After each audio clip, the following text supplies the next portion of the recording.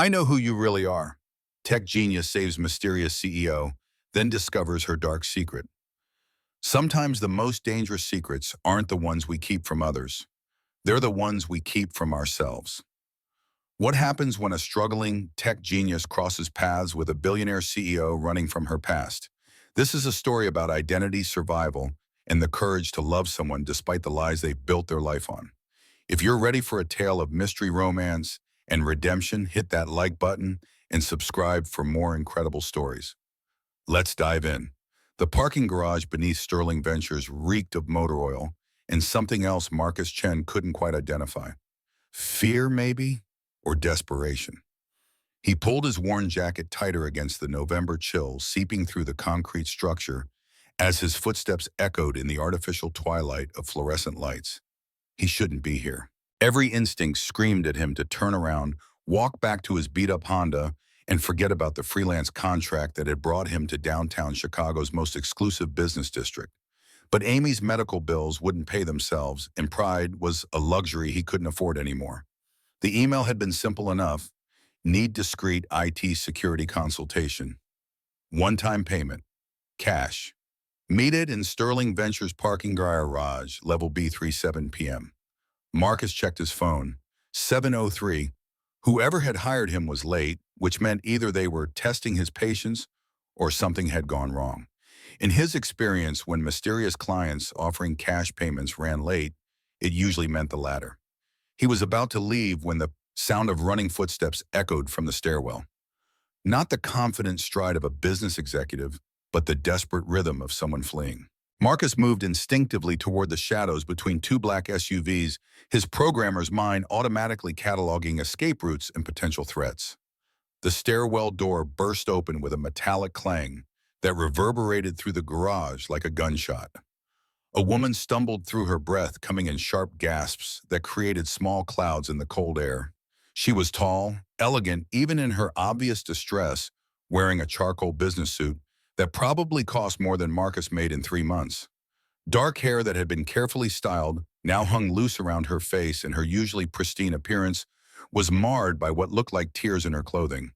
But it was her eyes that stopped Marcus cold. Wide alert and filled with the kind of terror that came from being hunted. She pressed herself against the concrete wall beside the door, listening. Marcus could hear it too now. Heavier footsteps, deliberate and measured, echoing down the stairwell. The woman's breathing hitched, and she looked around frantically for somewhere to hide. That's when she saw him. For a moment, they stared at each other across the parking garage, him in his faded jeans and secondhand jacket, her in her designer suit and obvious panic.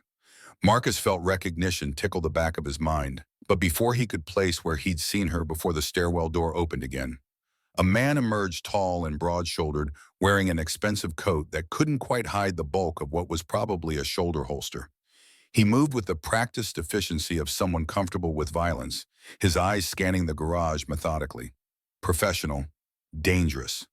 The woman Marcus was almost certain now that this was Victoria Sterling, the CEO whose company name was literally on the building, pressed herself deeper into the shadows. But there wasn't enough cover. The man would spot her in seconds. Marcus made a decision that would change everything.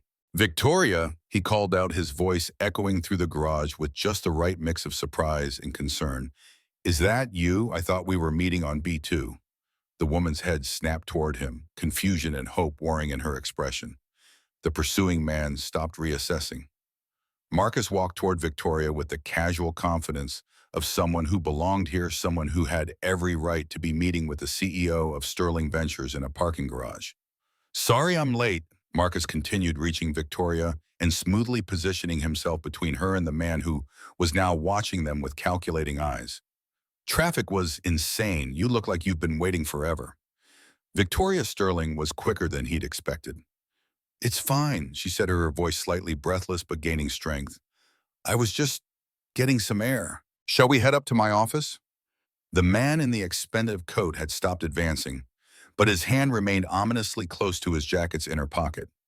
Marcus could feel the weight of his attention, measuring, evaluating, deciding whether two people having a business meeting was worth investigating. "Of course," Marcus replied, offering Victoria his arm with all the gallantry he could muster. Though I have to say meeting in parking garages is a bit dramatic even for a tech security consultation.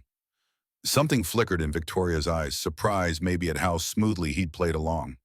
Or perhaps recognition that he actually knew what kind of business they were supposed to be conducting. She took his arm, her grip firmer than necessary, using him as an anchor in whatever storm was threatening to pull her under. I like to keep certain discussions private, she said, her CEO voice beginning to emerge from whatever had shattered her composure. You understand. The man in the coat was still watching them, but something had shifted in his posture. Uncertainty. Marcus guided Victoria toward the elevator bank with the unhurried pace of someone who had every right to be there. As they walked, he could feel the man's eyes tracking their movement, but no footsteps followed. It wasn't until the elevator doors closed between them and the garage that Victoria Sterling finally allowed herself to breathe. Thank you, she whispered, slumping against the elevator wall, as if the adrenaline keeping her upright had suddenly evaporated. Up close, Marcus could see that what he'd initially taken for tears in her clothing were actually small cuts, as if someone had grabbed her roughly. I don't know who you are, but thank you. Marcus studied her face, noting the way her hands shook slightly, despite her obvious efforts to control them. Marcus Chen, he said quietly, and I think you do know who I am, or at least you should. Victoria's eyes sharpened, focusing on him properly for the first time. Marcus watched as recognition dawned, followed immediately by something that looked almost like guilt. Chen Tech Solutions, she said slowly. The startup I rejected for funding 2 years ago. The startup that went under 6 months later because we couldn't secure additional funding after you pulled out. Marcus corrected, his voice carefully neutral, despite the old anger that still lived just beneath the surface. But let's call it even. You just gave me the chance to return a favor I didn't know I owed. The elevator chimed softly as they reached the ground floor. Victoria straightened, attempting to restore some semblance of her professional demeanor, but Marcus could see the cracks in her armor. Whatever had happened in that parking garage, whatever had put those cuts on her arms and that terror in her eyes, it had shaken her more deeply than she wanted to admit.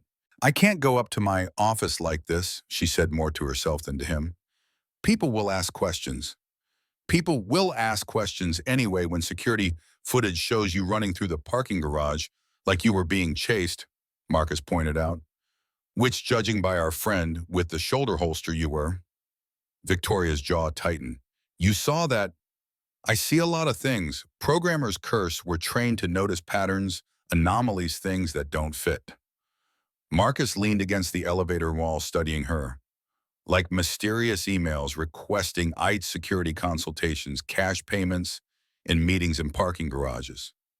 Understanding dawned in Victoria's expression, followed by something that might have been embarrassment. You're the consultant I hired. Guilty as charged, though I have to say this is the most interesting client meeting I've ever had. Marcus's tone was light, but his eyes remained serious. Question is, do you still need a security consultant, or do you need something else entirely? Victoria was quiet for a long moment, her fingers unconsciously touching the cuts on her arms. When she looked up at him again, Marcus saw a vulnerability that seemed completely at odds with everything he knew about Victoria Sterling, the Ice Queen of Chicago venture capital. I need help, she said simply, but not the kind I originally thought.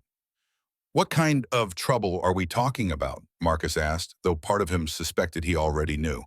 The kind of trouble that required shoulder holsters and parking garage chases usually fell into a very specific category. The kind where someone doesn't want to take no for an answer, Victoria replied, her voice barely above a whisper. The kind where changing the locks in hiring security isn't enough anymore.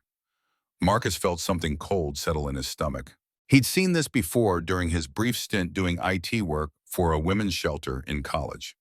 The careful way Victoria held herself, the hypervigilance in her eyes, the way she'd instinctively pressed herself into the shadows. These were the behaviors of someone who'd been living in fear for too long. How long? He asked. 6 months, Victoria admitted. Maybe longer. It started small flowers left outside my office emails that weren't quite threatening but felt wrong, somehow. Then it escalated. The elevator chimed again, indicating someone was calling it from another floor. Victoria tensed immediately, her body coiling like she was preparing to run again. Marcus made another decision that surprised him. Come on, he said, hitting the button for the executive floor. Let's get you cleaned up and figure out what we're really dealing with here. As the elevator climbed toward the top floors of Sterling Ventures, Marcus caught sight of their reflection in the polished steel doors. They made an unlikely pair, him in his secondhand clothes and her in her torn designer suit, both of them looking like they'd stumbled into something much bigger than either had expected.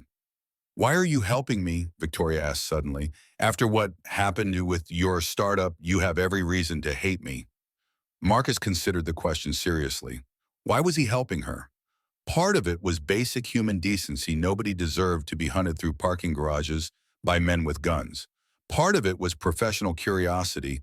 The programmer in him wanted to understand the system that had created this problem so he could find a way to solve it. But if he was being completely honest, there was something else. Something in the way Victoria had looked at him when she first saw him in the garage, like he was a lifeline thrown to a drowning woman. He'd been on the receiving end of that kind of desperation too many times lately, sitting in hospital waiting rooms while doctors delivered news about Amy's condition, staring at bank statements that never seemed to balance no matter how many freelance jobs he took on. Maybe helping Victoria Sterling was really about helping himself. Maybe they were both drowning, just in different ways. Business is business, he said finally. But this isn't business. This is someone threatening you, and that's not okay regardless of our professional history. The elevator doors opened onto the executive floor of Sterling Ventures, all glass walls and minimalist furniture that probably cost more than most people's cars. Victoria led him down a hallway lined with awards and photographs of handshake deals with people Marcus recognized from business magazines. Her corner office was exactly what he'd expected: floor-to-ceiling windows overlooking the Chicago skyline, a desk that looked carved from a single piece of black walnut, and technology so advanced it made his own setup look like something from the Stone Age.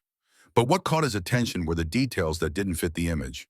The blinds that were always closed, the security monitor displaying feeds from multiple cameras, the way Victoria automatically locked the door behind them.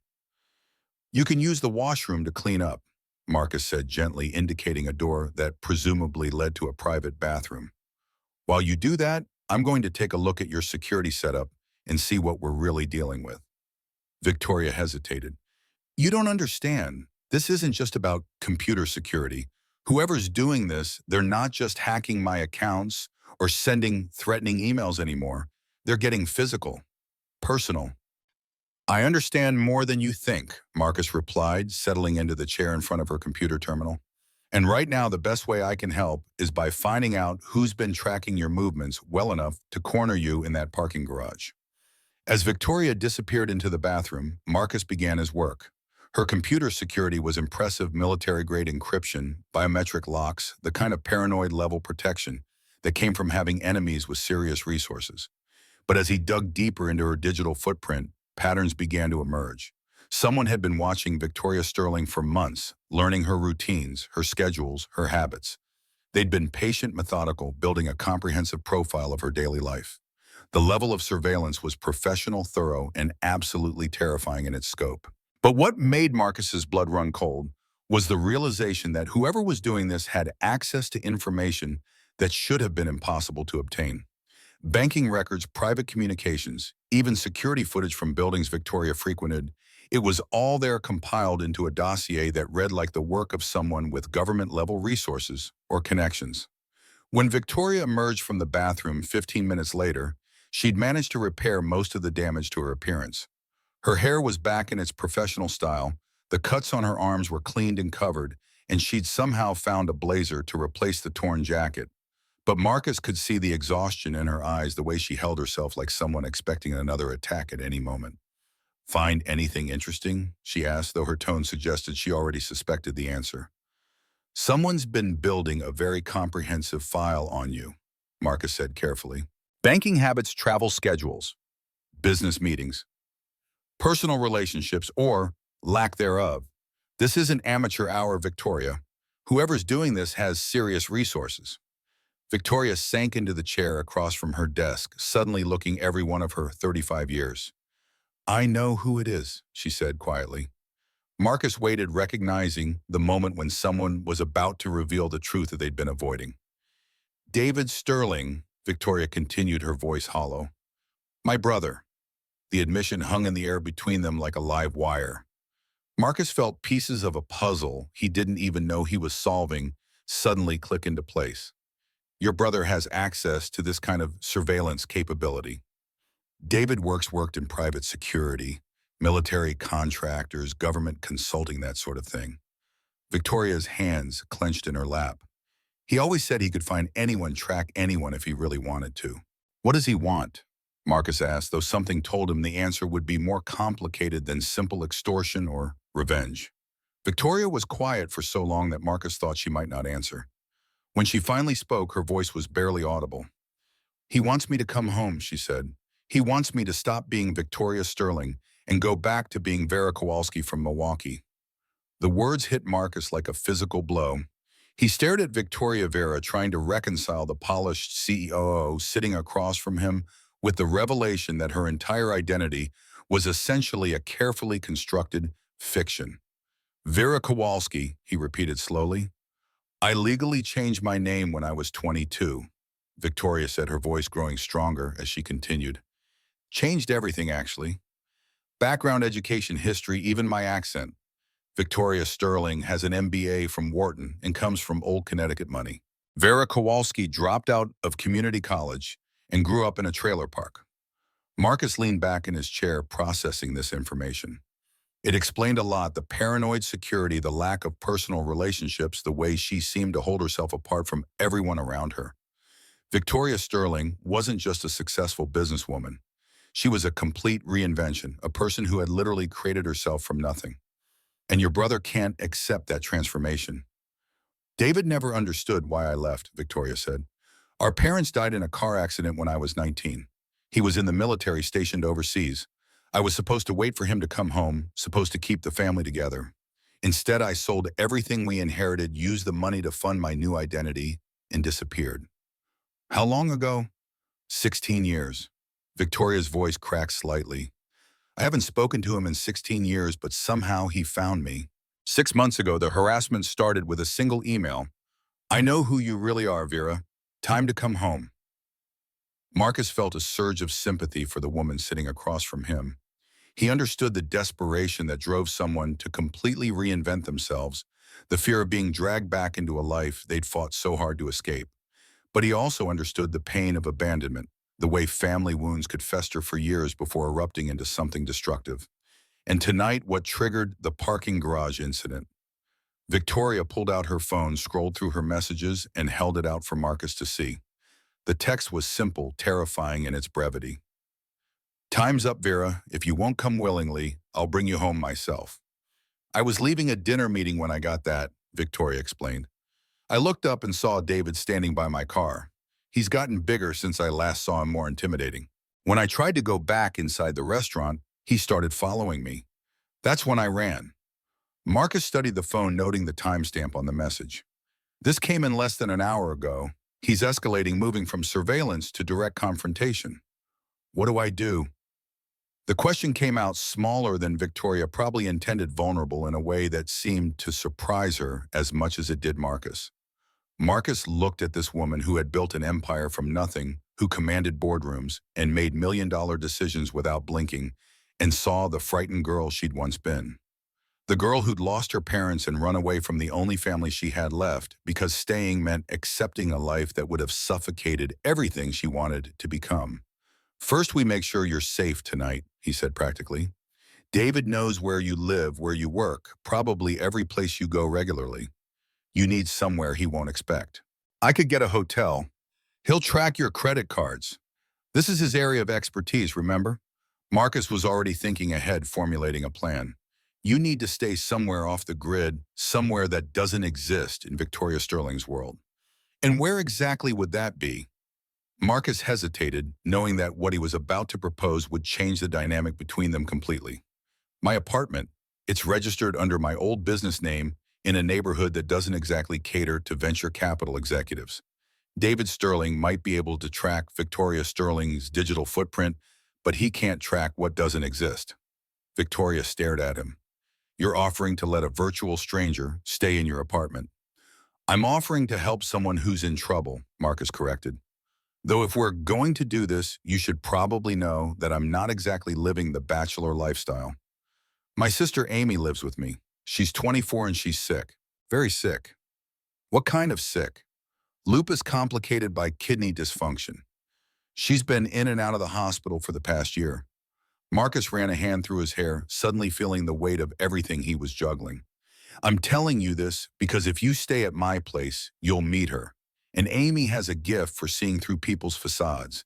If you're planning to keep up the Victoria Sterling act, she'll call you out on it in about 5 minutes. For the first time since he'd met her in the parking garage, Victoria smiled. It was small, tentative, but genuine. A woman after my own heart. She'll probably like you, Marcus admitted. Amy has a thing for people who've overcome impossible odds. Fair warning, though, she'll also probably try to mother you, interrogate you about your intentions toward her big brother, and attempt to feed you way more food than you can possibly eat. Sounds terrifying, Victoria said, but her tone suggested she found the prospect more intriguing than frightening. Are you sure about this? Harboring a fugitive CEO probably wasn't in your plans for the evening? Marcus thought about Amy, currently at home managing her evening medications, and probably worrying about why he was running so late from what was supposed to be a simple consultation meeting. He thought about his bank account, still hemorrhaging money despite every freelance job he could find. He thought about David Sterling, somewhere in the Chicago night, with resources and capabilities that far exceeded anything Marcus could bring to bear. And then he thought about the look in Victoria's eyes when she'd pressed herself against that concrete wall, the way she'd gripped his arm in the elevator, like he was the only solid thing in a world that had suddenly become quicksand. I'm sure, he said, but we do this right. Tomorrow we figure out a long-term solution. We find a way to get David to back off without destroying everything you have built. And we make sure you never have to run through another parking garage in fear. Victoria nodded slowly. And in exchange, what do you want? Marcus had been expecting this question, but that didn't make it easier to answer. The truth was, he could use Victoria's help as much as she needed his. Amy's medical bills were crushing him. His freelance income was barely enough to keep them afloat, and his own dreams of rebuilding Chen Tech Solutions felt more distant every day. But looking at Victoria now, really looking at her, seeing past the designer clothes and the corporate facade to the woman who'd literally recreated herself to survive, Marcus realized that what he wanted wasn't money or business opportunities, or even revenge for what had happened to his startup. What he wanted was to help someone the way he wished someone had helped Amy when she first got sick. The way he wished someone had helped him when their parents made it clear that supporting a sick daughter wasn't their responsibility. The way he wished someone had helped them both when the world seemed determined to crush them under the weight of circumstances they couldn't control. Right now, I just want to get you somewhere safe, he said honestly. Tomorrow we can worry about the rest. Victoria studied his face as if she was trying to solve a puzzle. You're not what I expected, Marcus Chen. Neither are you, Vera Kowalski. The name seemed to surprise her, as if she'd forgotten for a moment that she'd shared her deepest secret with a man she'd met less than 2 hours ago. But instead of retreating behind her professional mask, Victoria smiled again. I haven't been Vera in a very long time, she said softly. I'm not even sure I remember how. Maybe it's time to find out. As they prepared to leave Sterling Ventures, Marcus caught their reflection again in the darkened windows of Victoria's office. They still looked like an unlikely pair, but something had shifted. The woman beside him wasn't quite the Ice Queen CEO who ruled Chicago venture capital, but she wasn't the terrified victim from the parking garage either. She was something new, something in between, someone who was starting to remember that she didn't have to face her battles alone. Outside, the November wind cut through downtown Chicago with the promise of winter, but Marcus felt something warming in his chest. For the first time in months, he had a purpose beyond just surviving until tomorrow. For the first time since Amy's diagnosis, he felt like maybe he could actually help someone instead of just watching helplessly while the people he cared about suffered. He had no idea that bringing Victoria Sterling home to meet his sister would set in motion events that would change all their lives forever. He couldn't have predicted that David Sterling was already 3 steps ahead of them, or that the man hunting Victoria had resources and motivations that went far beyond simple family loyalty. All Marcus knew was that the woman walking beside him had trusted him with her truth, and he wasn't going to let her down. The real story was just beginning. Marcus's apartment in Logan Square was a study in contrasts, expensive computer equipment, sharing space with second-hand furniture, medical supplies neatly organized next to takeout containers, the careful order of someone trying to maintain control over an increasingly chaotic life.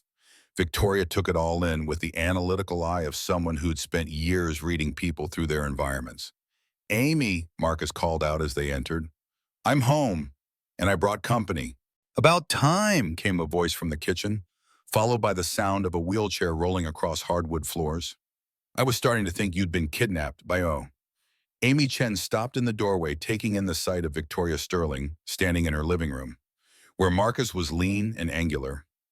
Amy was small-boned and delicate, but there was nothing fragile about the intelligence in her dark eyes or the way she immediately assessed the situation.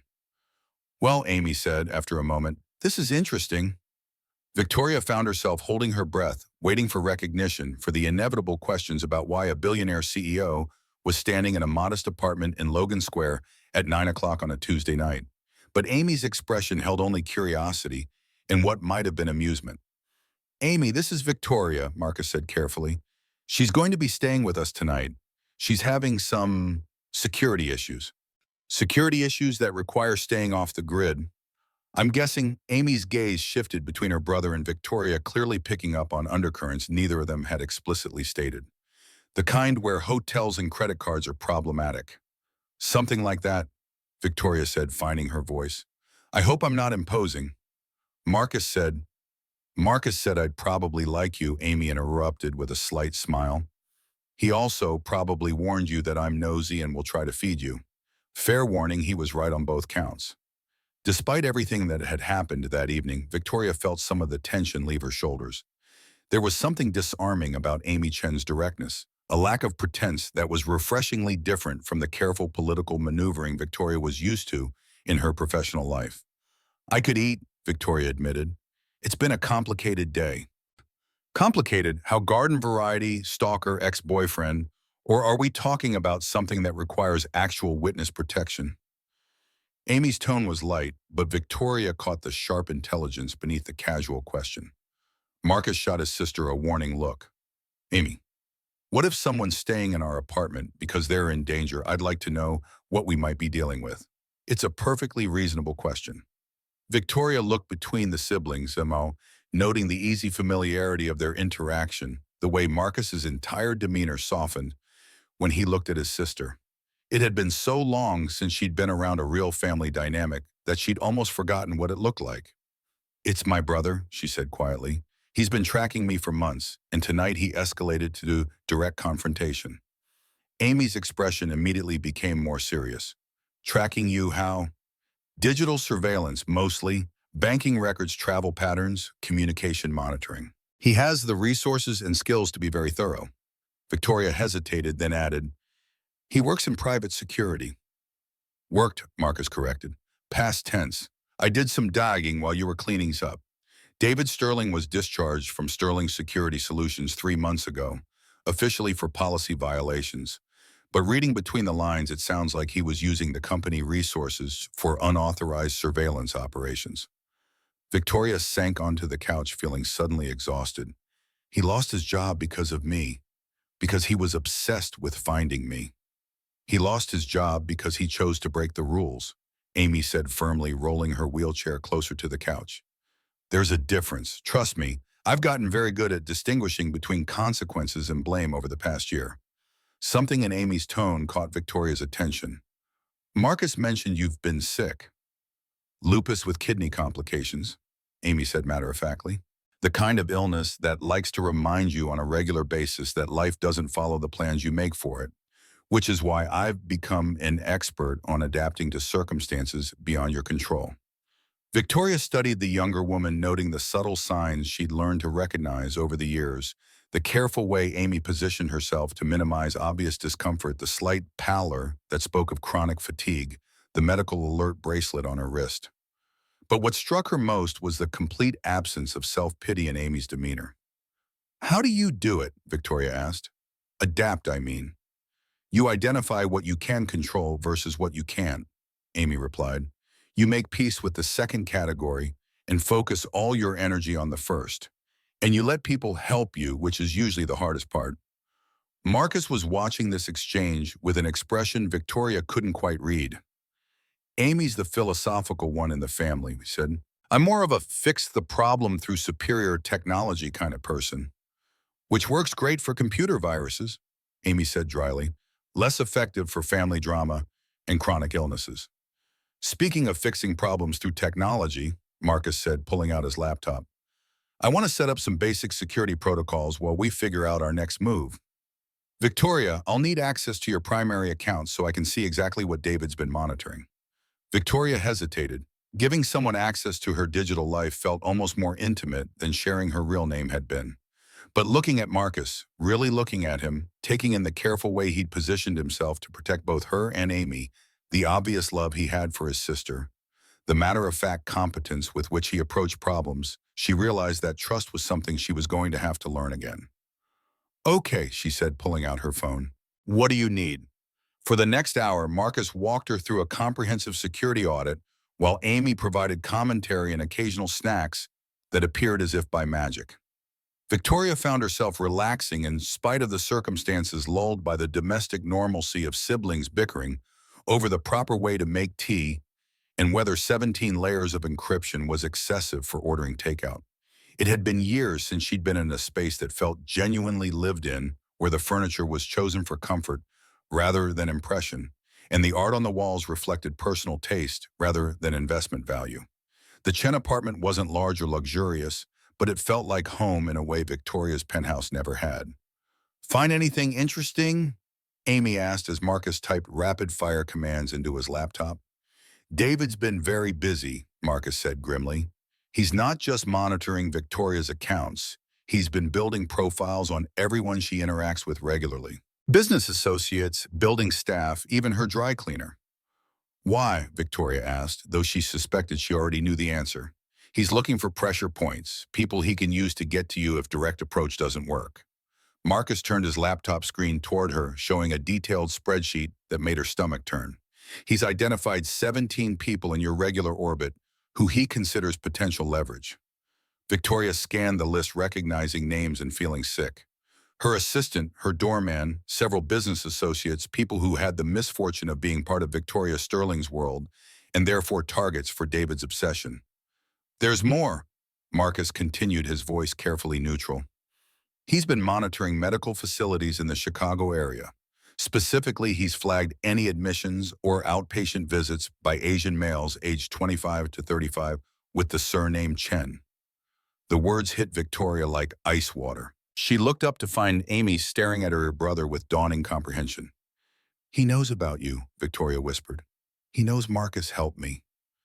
Which means he probably knows about this apartment, Amy said quietly. And about me. Marcus closed the laptop with more force than necessary. We need to leave. Now.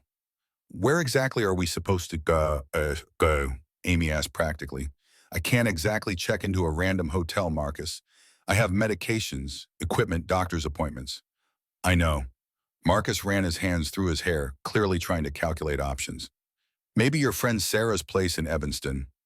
Sarah's studying for finals and living in a studio apartment that barely fits one person. Amy interrupted. Besides, if David Sterling is as thorough as you say, he'll probably track down my social connections too. Victoria listened to the siblings debate logistics while her mind raced. David had escalated beyond just threatening her. He was now potentially endangering innocent people. People who had done nothing except be kind to someone he viewed as his runaway sister. I have a place, she said suddenly, somewhere David doesn't know about. Marcus and Amy both looked at her expectantly. When I first moved to Chicago before I became Victoria Sterling, I rented a small apartment under a different name.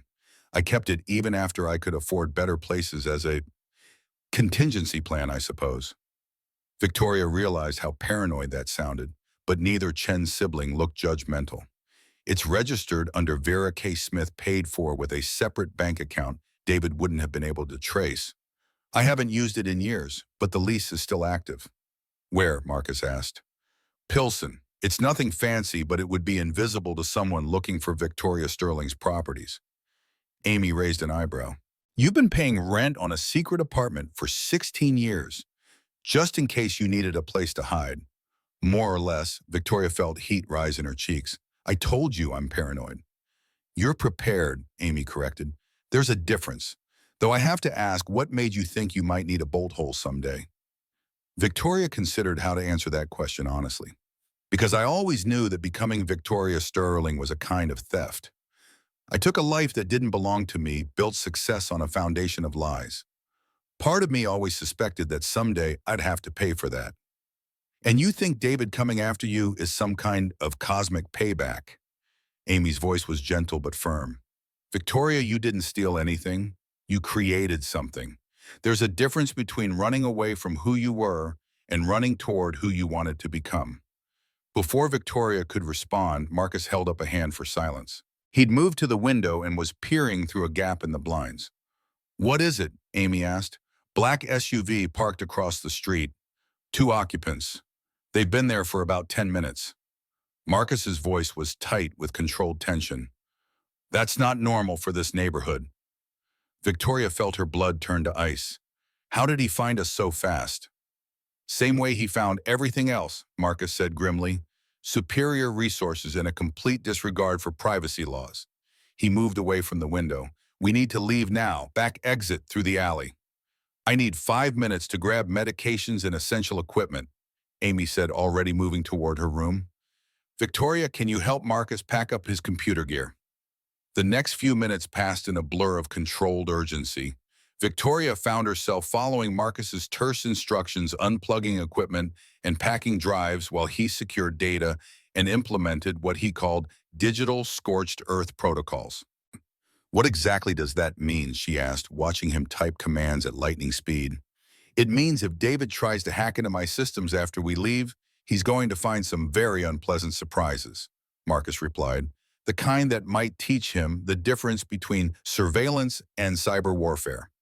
Amy emerged from her room with the efficiency that spoke of too much practice at emergency departures, a travel bag packed with medical supplies, and a determined expression that reminded Victoria powerfully of her brother. Ready? Marcus asked, shouldering his laptop bag and moving toward the back door.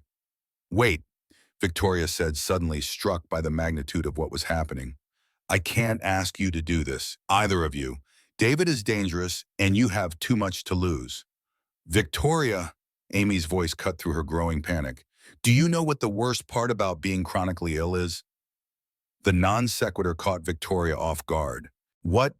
It's not the pain or the fatigue or the constant uncertainty about the future. It's watching people you care about exhaust themselves trying to fix something that can't be fixed while you sit there feeling helpless and useless. Amy gripped the wheels of her chair, her knuckles white. For once, I have a chance to help instead of just being helped. For once, I can be useful in a crisis that isn't about my own medical drama. There is no way I'm missing this opportunity. Marcus was grinning despite the circumstances. What she said, plus I'm really curious to see what David Sterling's reaction is going to be when he realizes he's not hunting a helpless CEO anymore. He's tangling with a family that's gotten very good at adapting to impossible circumstances. Victoria looked between the siblings, Marcus with his protective instincts and technological skills, Amy with her fierce intelligence and hard-won wisdom about survival, and felt something shift inside her chest. For 16 years, she'd faced every challenge alone, trusting no one, completely building walls that kept her safe, but also kept her isolated. These people were offering to tear down those walls to stand with her against whatever was coming. The risk was enormous, but so was the possibility of finally truly not being alone anymore. Okay, she said quietly, but we do this together. No more lies, no more secrets. If we're going to face David, we do it as equals. Agreed, Marcus said. Partners? Partners, Victoria confirmed. Amy smiled. This is going to be interesting. As they slipped out through the back entrance of the apartment building, Victoria caught sight of the black SUV still positioned across the street. For a moment, she thought she saw a familiar silhouette in the driver's seat, broader than she remembered, harder, but unmistakably David. Her brother had found her again, but this time she wasn't running alone. The safe house apartment in Pilsen was exactly what Victoria had described, small, anonymous, and completely at odds with everything associated with Victoria Sterling's public life. The furniture was basic but functional. The neighborhood working class and quiet, the kind of place where people minded their own business and didn't ask too many questions about unusual visitors. It's perfect, Amy declared, settling her wheelchair at the small kitchen table. David Sterling could spend weeks looking for Victoria Sterling in this area and never think to check places that rent to Vera Smith. Marcus was already setting up his computer equipment, turning the modest living room into a temporary command center. How long do you think we have before he figures out we've relocated? Depends on how good his surveillance network really is, Victoria replied, moving to the window and carefully checking the street below. If he was just monitoring credit cards and bank accounts, we could have days. But if he has access to traffic cameras, facial recognition software, he'd need government-level resources for that, Marcus said, then paused. Although given his background in private security, let's assume worst-case scenario, Amy suggested. We have maybe 12 hours before he starts expanding his search patterns. What's our play? Victoria sat down across from Amy, struck again by how naturally the younger woman assumed they were working together to solve this problem. In Victoria's world, problems were solved by hiring experts and maintaining careful distance from the messy details. But the Chen siblings seemed to approach crisis as a team sport. First, we need to understand exactly what David wants, Victoria said. I've been assuming it's about family, about wanting me to come home. But losing his job, escalating to direct confrontation there, might be more to this. Marcus looked up from his laptop. You think there's something beyond wanting to reconnect with his sister? I think David Sterling has spent 6 months conducting military-grade surveillance on a civilian target, lost his career in the process, and is now stalking someone through downtown Chicago with what appears to be professional backup. Victoria's voice was grim. That's not normal family dysfunction. That's obsession with a specific goal. What kind of goal? Amy asked. Victoria was quiet for a moment, thinking back to her last conversation with David 16 years ago. She'd been 20, terrified and desperate to escape a life that felt like it was suffocating her. David had been 25, home from his second deployment, trying to hold together a family that was falling apart in the aftermath of their parents' deaths. When I left Milwaukee, I didn't just change my identity, she said slowly. I liquidated everything my parents left us. Their house, their life insurance, everything. I used that money to fund my transformation into Victoria Sterling. Marcus had stopped typing. How much money? At the time, about $200,000. Not enormous, but enough to pay for a new identity, education, credentials, wardrobe, apartment, deposits, everything I needed to become someone else. Victoria felt old shame rising in her throat. Money that was legally as much David's as it was mine. Amy whistled softly. And you never sent him his half? I told myself I would once I was established. Once I was successful enough that I could afford to give it back without compromising my new life. Victoria's voice was barely audible. But years passed, and giving David money meant contacting him, which meant risking exposure, which meant potentially losing everything I'd built. So you kept it all, Marcus said, his tone carefully neutral. I kept it all, Victoria confirmed. $200,000 that grew into Sterling Ventures, worth approximately $50 million today. The silence that followed was heavy with implications. Amy was the first to speak. He doesn't just want his sister back, she said quietly. He wants his inheritance back. $50 million is a lot of money, Marcus added.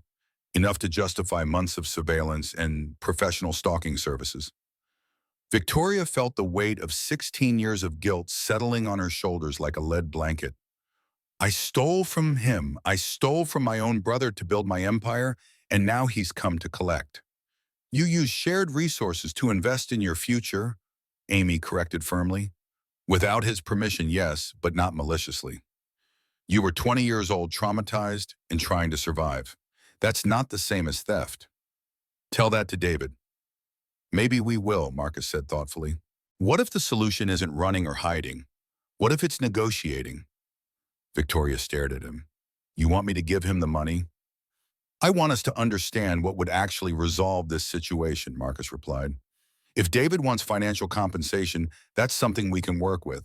If he wants to destroy Victoria Sterling out of spite, that's a different problem entirely. And how exactly do we determine which one it is? Amy smiled, an expression that was somehow both innocent and slightly terrifying. We ask him.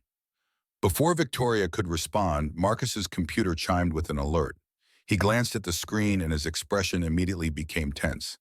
What is it? Victoria asked. Someone's trying to hack into Sterling Ventures' main servers. Marcus said, his fingers flying over the keyboard.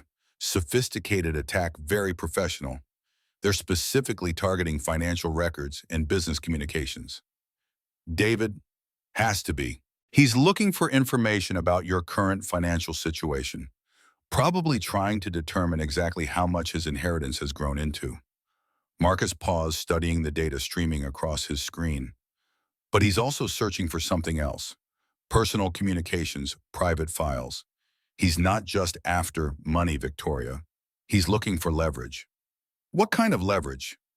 Marcus's expression was grim as he turned his laptop screen toward them. The kind that comes from secrets.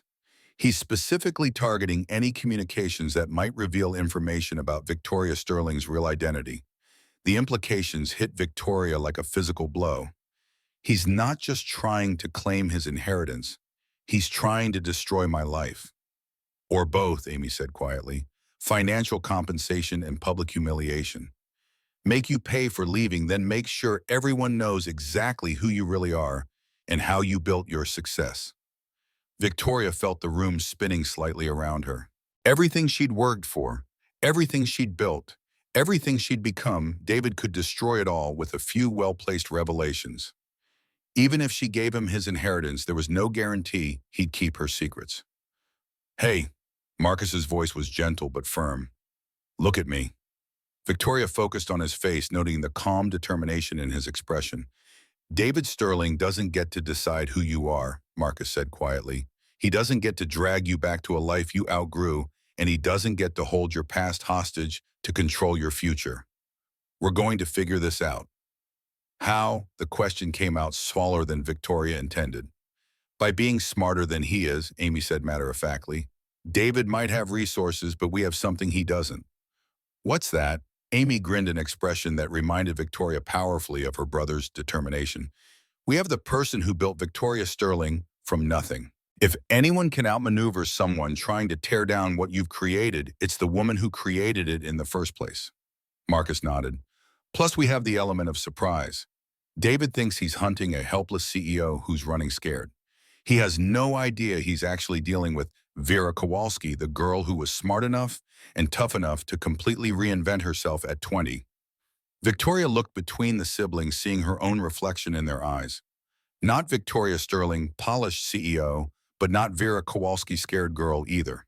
Someone new, someone who combined the best of both identities while being constrained by neither. What did you have in mind? She asked. Marcus's smile was sharp with anticipation. We're going to give David exactly what he wants. A meeting with his long-lost sister. And then we're going to remind him why you left Milwaukee in the first place, Amy said softly. And why trying to drag you back is the worst mistake he's ever made. As Marcus began outlining a plan that was equal parts brilliant and terrifying, Victoria felt something she hadn't experienced in years, the thrill of going on the offensive instead of just defending what she'd already built. David wanted to meet Vera Kowalski fine. He was about to discover that she'd learned a few things during her 16 years away from home. The meeting was set for Navy Pier at dawn, public enough to be safe, early enough to be private. Marcus had chosen the location carefully, multiple exit routes, security cameras that would record everything, and enough space that David couldn't corner them without witnesses. Victoria stood at the railing overlooking Lake Michigan, watching the sun paint the water in shades of gold and pink. She was dressed simply, jeans boots and a leather jacket that had belonged to Vera Kowalski before Victoria Sterling ever existed. No designer clothes, no corporate armor. For the first time in 16 years, she looked like herself. Second thoughts, Marcus asked quietly, moving to stand beside her. Amy was positioned 30 yards away, in her wheelchair, close enough to intervene if necessary, but far enough to avoid immediate danger. Constantly, Victoria admitted, but not about doing this. About how long I waited to do it. You weren't ready before. I was a coward before. Victoria's voice was matter-of-fact without self-pity. I built Victoria Sterling as a fortress to keep Vera Kowalski safe, But somewhere along the way, I forgot that fortresses can become prisons. Marcus studied her profile, noting the way she held herself not with Victoria Sterling's rigid perfection, but with something more fundamental, confidence that came from finally knowing exactly who she was. "He's here," Amy called out softly. Victoria turned to see a man approaching from the parking area. David Sterling was bigger than she remembered, broader through the shoulders, his face harder than the young soldier who'd come home to find his family shattered.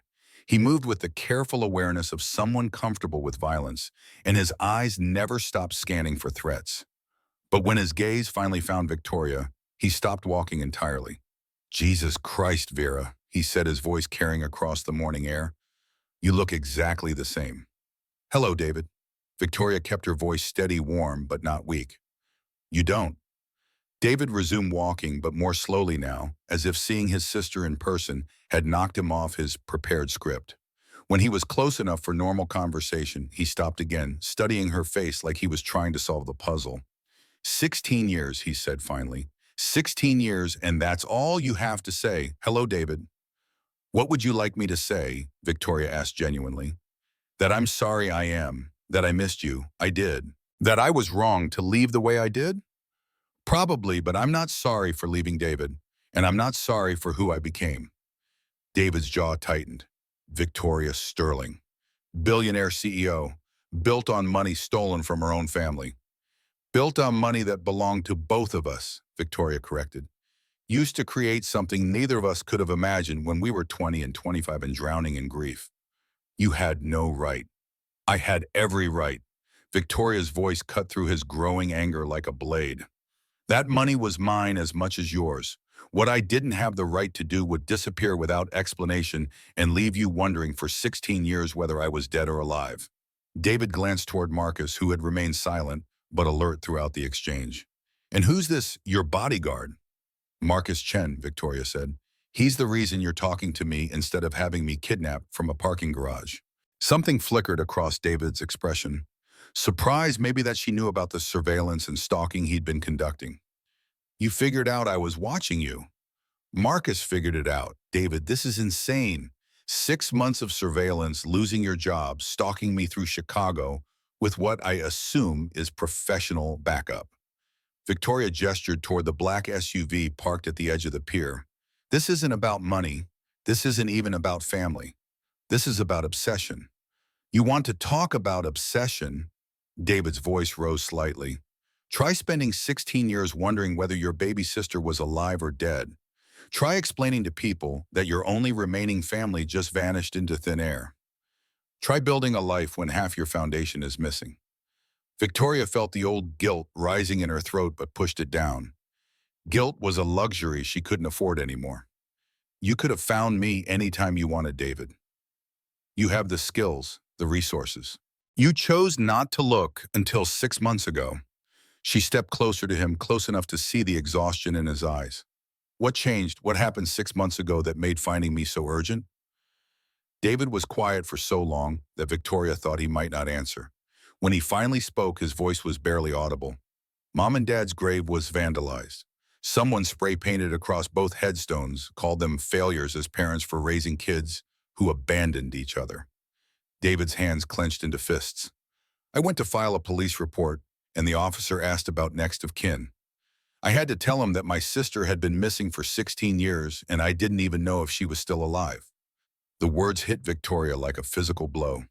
She could picture it perfectly, David standing in a police station admitting that he'd lost the only family he had left because he wasn't enough to make her stay. "David," she said softly, "I never meant for you to think that you were ashamed of where you came from, that I wasn't worth a phone call or a letter or even a postcard in 16 years. David's voice cracked slightly. "What was I supposed to think, Vera?" Victoria felt tears threatening and forced them back. Crying now wouldn't help either of them.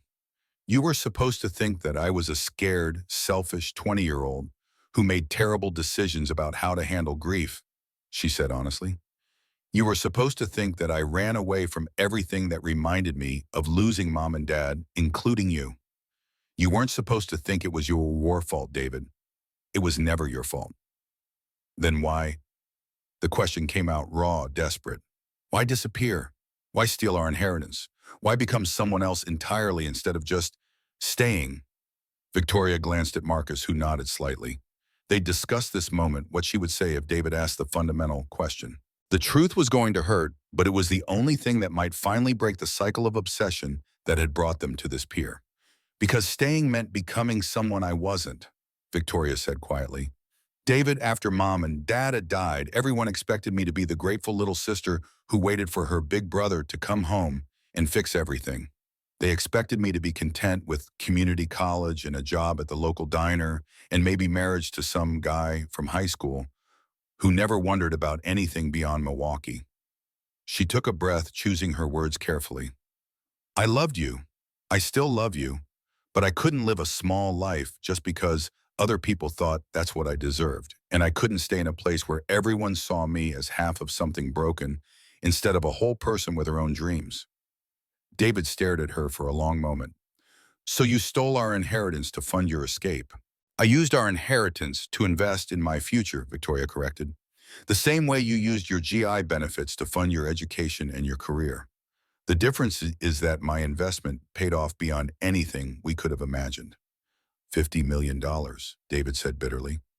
Give or take. Victoria's voice remained steady. David, if this is about the money, we can solve this right now. I'll transfer $25 million to you today. Your inheritance plus 16 years of interest and investment growth. We can call it even. David blinked clearly, not expecting such a straightforward offer. Just like that? Just like that, you deserve your half, and I should have given it to you years ago. Victoria paused. But I need to know that's actually what this is about. Because if you're planning to take the money and then destroy Victoria Sterling out of spite, we have a different kind of problem. What do you mean? Marcus spoke up for the first time. Your hack attempts on Sterling Ventures weren't just targeting financial records, David. You were specifically looking for information that could expose Victoria's real identity. That suggests this isn't just about reclaiming an inheritance. David's expression hardened. Maybe I think the world deserves to know that their brilliant CEO is built on lies. Maybe, Victoria agreed. Or maybe you want to make sure I can never disappear again. Maybe you want to destroy the life I built so thoroughly that I have no choice but to come home and be Vera Kowalski again.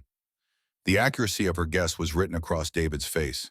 Victoria felt a surge of sympathy for her brother, recognizing the desperation that drove his obsession. David, I can't come home, she said gently. Not because I'm ashamed of where I came from, but because I've outgrown who I was then. Vera Kowalski was a scared girl who ran away from her problems. Victoria Sterling is a woman who builds solutions. I need to be both of those people now, but I can't go back to being only one of them. So what are you proposing? David asked. Victoria looked at her brother, really looked at him, taking in the exhaustion, the desperation, the love and hurt and anger that had driven him to this moment. She thought about Amy Chen, who taught her the difference between adaptation and surrender. She thought about Marcus, who'd shown her that trust was something you could choose to rebuild even after it had been shattered. I'm proposing that we be family again, she said simply. Not the family we were 16 years ago, but the family we can choose to become now. I'm proposing that you stop trying to drag me backward and start figuring out how we move forward together. And if I say no, Victoria's voice became steel, then you're going to discover that I learned some things during my time away from home. Things about protecting what matters to me. Things about fighting for the people I love. David glanced toward Marcus and Amy, clearly assessing threat levels and strategic positions. Is that supposed to intimidate me? It's supposed to remind you that Vera Kowalski might have run away from fights, but Victoria Sterling doesn't. Victoria stepped closer to her brother, close enough that he could see the absolute certainty in her eyes. I won't let you destroy what I've built, David. Not out of spite, not out of hurt feelings, and not out of some misguided attempt to force me back into a life I've outgrown. And if I try, then you'll find out why Marcus Chen is very good at his job. Victoria's smile was sharp. David, you might have surveillance skills and military training, but Marcus has something you don't. 16 years of experience protecting people who matter to him. He won't hesitate to use everything at his disposal to keep me safe. David looked between them, clearly reevaluating his assumptions about the dynamic he was facing. So this is how it is. You chose them over family. I chose them as family, Victoria corrected. The same way I'm choosing to offer you a place in that family if you can accept who I am now, instead of demanding that I become who I used to be. For a moment, David looked like he might walk away. Victoria held her breath, aware that this conversation could go either direction toward reconciliation or toward a war that would destroy everything she'd worked to build. Then Amy Chen's voice cut through the tension. David, she called out, rolling her wheelchair closer to them, can I ask you something? David turned toward her, clearly surprised to be addressed by someone he'd probably dismissed as irrelevant to the family drama playing out. What's the longest you've ever spent taking care of someone who was dying? Amy asked. The question caught David off guard. What? I'm asking because I've spent the last year watching my brother sacrifice everything to take care of me, Amy said matter-of-factly. His business, his savings, his social life, his own dreams, all of it went toward keeping me alive and functional. He never complained, never made me feel guilty, never suggested that maybe I should just give up and make things easier for everyone. Victoria watched David's expression change as he began to understand where Amy was heading. The reason I bring this up, Amy continued, is that I recognize the look in your eyes. It's the same look Marcus gets when he thinks he's failing to protect someone he loves. The same look he had when the doctors first told us that my kidneys were failing and there was nothing anyone could do to fix it. David was very still now, listening intently. But here's the thing Marcus learned that you haven't figured out yet, Amy said gently. Sometimes protecting someone means letting them make choices that terrify you. Sometimes love means accepting that the person you care about has outgrown the life you planned for them. It's not the same thing, David said, but his voice lacked conviction. Isn't it? Amy's tone remained conversational. Victoria made a choice to become someone new because staying in her old life felt like dying slowly. I made a choice to fight this illness instead of just accepting that it was going to kill me. Both of those choices required sacrificing stability and certainty for the possibility of something better. Victoria saw understanding dawn in David's expression, followed immediately by something that looked like grief. You think I should just let her go, he said quietly. I think you should love her enough to let her choose how she wants to be loved, Amy replied. The way Marcus loved me enough to support my decision to try experimental treatments instead of just making peace with dying. The way Victoria loved you enough to leave before her resentment turned into hatred. David was quiet for a long time, staring out at the lake. When he finally spoke, his voice was thick with emotion. I don't know how to be your brother if you're not Vera, he said to Victoria. I don't know how to fit into Victoria Sterling's world. You don't have to fit into my world, Victoria said softly. We can build a new one together. One where you get to be David Sterling, accomplished security consultant, and I get to be Victoria Sterling, CEO, who used to be Vera Kowalski. One where our shared past is part of our foundation instead of a prison either of us has to escape. David looked at her searchingly. And the money is yours whenever you want it. No conditions, no strings attached. Your inheritance plus fair market growth over 16 years. Victoria paused. But David, I need you to want a relationship with me for more than just the money. I need to know that you can accept who I've become instead of just tolerating it while you wait for me to change back. And if I can't, Victoria's voice was sad but firm, then I'll transfer your inheritance and we'll go our separate ways. I won't have you in my life if you're going to spend it trying to turn me into someone I'm not anymore. The silence that followed felt enormous. Victoria was aware of Marcus positioning himself protectively of Amy, watching David with the same analytical intelligence she brought to all problems of the sun climbing higher over Lake Michigan as Chicago began to wake up around them. Finally, David spoke.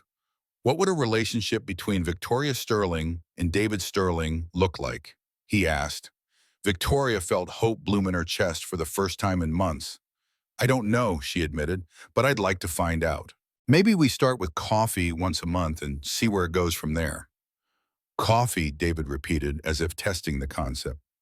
Coffee. Maybe dinner sometimes. Maybe you meet the people who matter to me and I meet the people who matter to you. Maybe we figure out how to be siblings instead of strangers. David glanced toward Marcus and Amy again, but this time his expression was curious rather than threatening. And them, our family now, Victoria said without hesitation. Marcus saved my life, and Amy taught me what it means to fight for what you love instead of just protecting what you already have. They're not going anywhere. Even if that makes things complicated. Victoria laughed, the sound carrying across the water like music. David, I built a $50 million company. From nothing, survived 16 years of paranoid identity management, and fell in love with a broke programmer who lives with his chronically ill sister. I think I can handle complicated. David's mouth twitched in what might have been the beginning of a smile. You fell in love with him. Victoria looked at Marcus, seeing her own feelings reflected in his expression. Yeah, I think I did. And the chronically ill sister comes with the package. The chronically ill sister is part of what makes the package worth having, Victoria said firmly. Amy Chen is the wisest person I know, and she's taught me more about courage in 3 days than I learned in 35 years of being afraid. Amy grinned. I like her, David. You should keep her. David looked between all three of them, Victoria with her defiant hope, Marcus with his protective determination, Amy with her fierce intelligence, and something in his expression finally relaxed. Coffee once a month, he said slowly. And maybe you help me figure out what to do with $25 million that I never expected to see again. I have some ideas about that, Victoria said, starting with the fact that Chicago has several excellent organizations that provide security services to domestic violence shelters and women's shelters. Organizations that could use someone with your skills and resources. David raised an eyebrow. You want me to become a white knight for abused women? I want you to become someone who uses his abilities to protect people instead of stalking them, Victoria replied. I want you to be the kind of man our parents would have been proud of, the kind of man who sees someone in trouble and helps them instead of making their situation worse. Like I did to you, David said quietly. Like you did to me, Victoria confirmed, but also like you could do for other people who need protection more than they need judgment. Marcus spoke up. There's a place called Haven House on the south side. They provide transitional housing for women leaving abusive situations. Their security budget is basically non-existent, but the women they serve face genuine physical danger from men who think stalking and intimidation are acceptable ways to maintain control. Men like me, David said without flinching. Men like you used to be, Amy corrected, but not like you're choosing to be now. David was quiet for another long moment, processing the possibility of redemption alongside a reconciliation. When he looked at Victoria again, his expression held something she hadn't seen in 16 years, hope. Coffee once a month, he said, and maybe I help you figure out how to build something better than what we lost. Victoria felt tears threatening again, but this time she didn't fight them. I'd like that. David stepped forward, awkward but determined, and pulled his sister into a hug that tasted of salt air and 16 years of grief finally being released. Victoria buried her face against his shoulder, breathing in the scent of her brother and feeling pieces of herself she'd thought were lost forever finally clicking back into place. I missed you, David whispered against her hair. I missed my sister so fucking much. I missed you too, Victoria whispered back. I missed having a brother who knew Vera before she became Victoria. They stood there for a long time, two people reclaiming a relationship they thought was destroyed beyond repair. When they finally separated, both of them were crying. So what happens now? David asked, wiping his eyes with the back of his hand. Victoria looked at Marcus, who was smiling with the kind of joy that came from watching something broken being fixed. She looked at Amy, who was beaming like she'd just solved the most complex puzzle of her life. She looked at David, her brother, who was offering her a future that included both her past and her chosen family. Now we go get breakfast, she said practically, and we start figuring out what comes next. All of us together. As they walked back toward the parking area, Victoria felt something she hadn't experienced in 16 years, the certainty that she was exactly where she belonged, with exactly the people she was meant to be with. Marcus fell into step beside her, close enough that their hand brushed with every step. So how does it feel to be Vera Kowalski Sterling Chen? He asked quietly. Victoria laughed, the sound bright with possibility. Like I finally figured out who I really am. And who's that? Someone brave enough to love people even when it's terrifying. Victoria said, catching his hand and lacing their fingers together. Someone strong enough to fight for what matters instead of just protecting what I already have. Speaking of fighting for things, Marcus said, his voice suddenly nervous. There's something I need to ask you. Victoria felt her heart skip. What? Marcus stopped walking, turning to face her fully. Behind them, Amy was chatting animatedly with David about something that was making both of them laugh, a sound that filled Victoria with such profound gratitude she could barely breathe. Victoria Sterling, Marcus said formally, would you like to go on a real date with me? Not a fake relationship to fool an ex-partner, not a crisis management situation, just dinner and conversation and figuring out what this thing between us might become. Victoria considered the question seriously. Dating Marcus Chen meant accepting that her carefully controlled life was about to become beautifully chaotic. It meant trusting someone with her heart in addition to her safety. It meant letting another person see all the messy, complicated places where Vera Kowalski and Victoria Sterling intersected. It meant being brave enough to build something new instead of just protecting something old. Yes, she said simply. I would like that very much. Marcus's smile could have powered half of Chicago. Tomorrow night. Tomorrow night, Victoria confirmed. But fair warning, I come with complications now. A brother who's learning how to be family again, business responsibilities, and the kind of past that requires ongoing management. I come with complications too, Marcus replied. A sister who will definitely try to adopt you medical bills that could fund a small country and the kind of stubborn protectiveness that might get annoying after a while. Perfect, Victoria said, stretching up to kiss him softly. I've always preferred complicated. As they rejoined Amy and David, Victoria realized that for the first time in her adult life, she was looking forward to the future without needing to know exactly how it would unfold. She had her brother back. She had found love in the most unexpected place, and she had learned that the strongest foundation for any life was the people who chose to be part of it. The girl who had fled Milwaukee 16 years ago had been looking for escape. The woman walking away from Navy Pier was looking for home, and she had found it in the most unlikely place of all, in the space between who she used to be and who she was still becoming, surrounded by people brave enough to love all the complicated, contradictory pieces of her. 6 months later, Victoria Sterling and Marcus Chen were married in a small ceremony at Amy's favorite restaurant, with David walking Victoria down the aisle and Amy serving as both maid of honor and best woman. The guest list included Victoria's business partners, Marcus's programmer friends, several women from Haven House, where David now worked as head of security, and exactly 0 representatives from Victoria's old world of artificial perfection in careful isolation. Sterling Ventures continued to thrive under Victoria's leadership, but she began taking weekends off to visit David in Milwaukee and help him renovate their parents' old house. Chentech Solutions was rebuilt from the ground up with Victoria as a silent partner and Amy as head of business development, because it turned out that someone who could manage complex medical treatment schedules was exceptionally good at managing complex project timelines.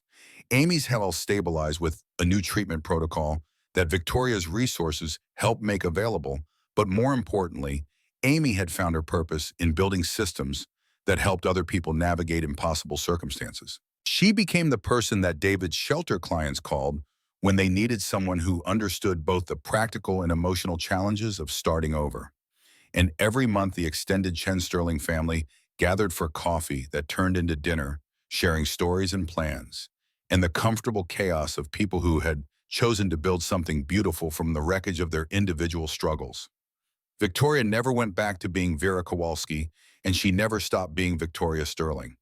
Instead, she became someone new, a woman who owned every part of her history while refusing to be limited by any of it. Someone brave enough to love without guarantees, strong enough to fight for what mattered, and wise enough to know that the best families are the ones you choose to build together.